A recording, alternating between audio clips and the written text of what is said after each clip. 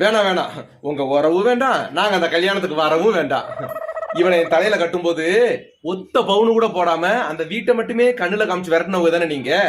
இப்ப என்னடான்னா இளைய மகளுக்கு தாலி கட்டணும்னா மாப்பிள்ள சொத்து எழுதி கேட்டாருன்னு எழுதி கொடுத்துட்டேன்னு என்கிட்ட தானே அவன் சொல்றீங்களே, என்ன ஒரு வில்லத்தனம்.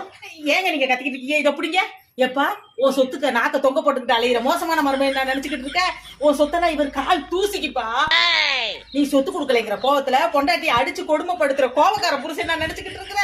இவர் நினைச்சாருன்னா உன் சொத்து மாதிரி 1008 சொத்து வாங்குவாரு. என்னங்க வாங்க மாட்டீங்களா? வாங்குவோம்.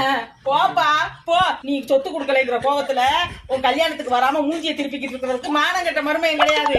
இவர் தங்கமான மருமையன். அதெல்லாம் முன்னாடி வந்து நின்னு கெத்த நடத்தி வைப்பாரு. போ. எப்படி எங்க அப்பாவை நல்லா திட்டுனே. நீ எங்கடி திட்டுன? எவ்வளவு சாமர்த்தியமா கல்யாணத்துக்கு வர்றோம்னு சொல்லி விட்டுட்ட.